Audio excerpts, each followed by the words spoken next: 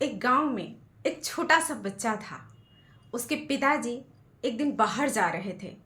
अपने पिताजी को जाता हुआ देखकर बच्चा रोने लगा। मुझे भी जाना है, मुझे भी जाना है। पिताजी ने उसे समझाया, देखो बेटा, पहाड़ी रास्ता है, बहुत कठिन है, तुम गिर जाओगे, नहीं चल पाओगे, इसलिए तुम मत जाओ।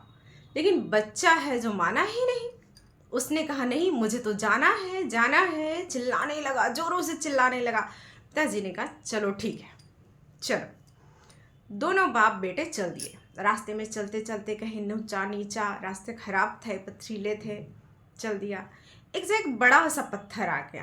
पिताजी तो पार हो गए, लेकिन बच्चा उससे टकरा गया और गिर गया। गिरते ही उसे चोट लग गई। चोट लगी तो उसने बोला, आ। चारों तरफ से आवाज गूंजने लगी, आ आ। बच्चा हैरान, ये क्या हो रहा है। उसने फिर कहा, आ। चारों तरफ से फिर आवाज आई, आ। बच्चा बहुत ही परेशान। उसने कहा, कौन है, क्यों मुझे डरा रहे हो।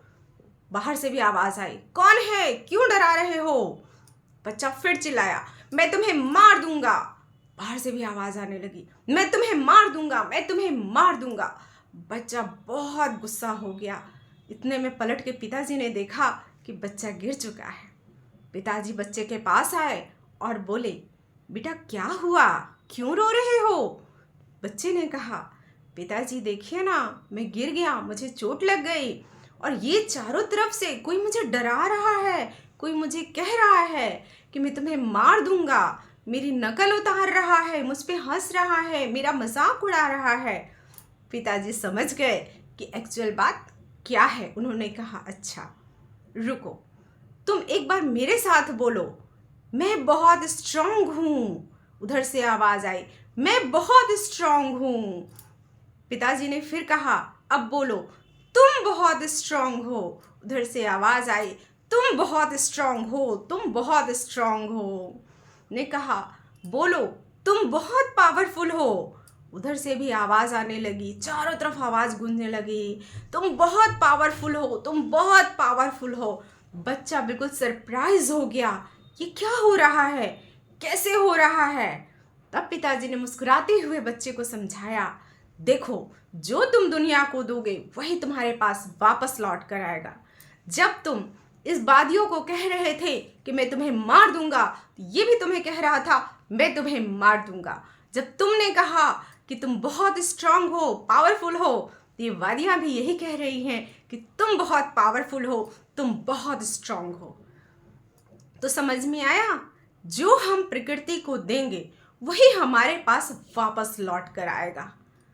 ये एक सीख है हमारे लिए, ये एक कहानी का सार है। इस कहानी का मतलब यही है, इस कहानी का मकसद सुनाने का यही है कि आप जो प्रकृति को देंगे वही आएगा। रास्ते चलते अगर कोई आपका परिचित मिल जाता है, अगर आप उसके सामने स्माइल कर दें, सामने वाला भी आपको स्माइल करेगा, बिल्कुल करेगा। ऐसा नहीं होता कि आप उससे हंस के बात करें और वो आपसे गुस्से में बात करे। अगर आप उससे गुस्से में बात करेंगे तो सामने वाला भी गुस्से में बात करेगा। ये होता है पावर। पावर है ये, जो हम दुनिया को देंगे वो हमें वापस आएगा।